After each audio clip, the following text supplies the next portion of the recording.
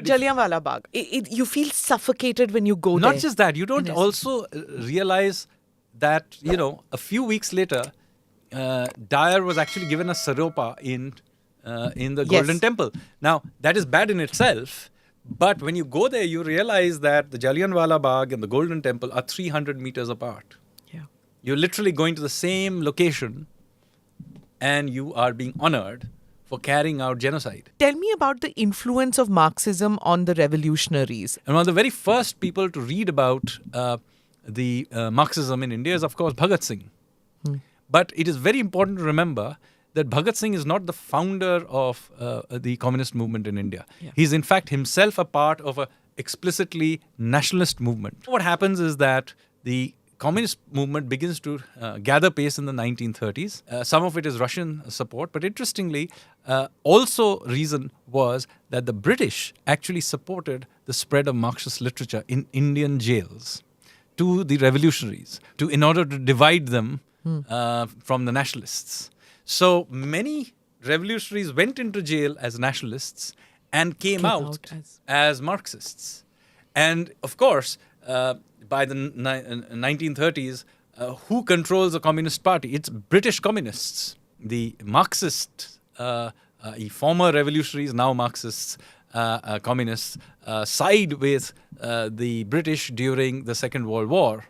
And so you have the Communist Party leaders calling Netaji as, running dog of Tojo and, criticizing him and so on. So that is how it happens. Now, what happens, unfortunately, is that M.N. Roy, the original founder of the CPI, drifts off from the party.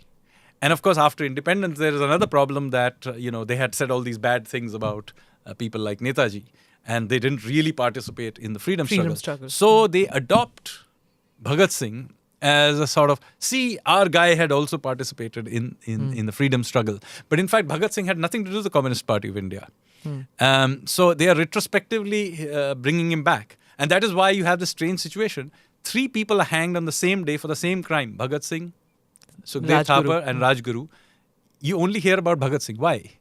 Because he has been resurrected by the Marxists. Many people think that the revolutionaries were atheists and agnostic. Not at all. Very large part of the revolutionary movement is directly derived from not just Hinduism, but a specific branch of it, the Shaktiism.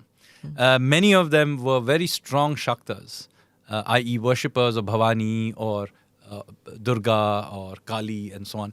Many of the initiations into the revolutionary movement happened with a text in Gita or Veda or something in one hand, a sword or a revolver in the other hand, and the oath was taken to Durga or Bhavani or Kali. So Shaktiism is a very important part of this. When you listen to Vande Mataram, the first 2 stanzas are relatively secular about the motherland, but the next 3 are clearly derived from Shakta imagery. So the part of Vande Mataram which not many people recite. Yes. Click here to watch the full episode.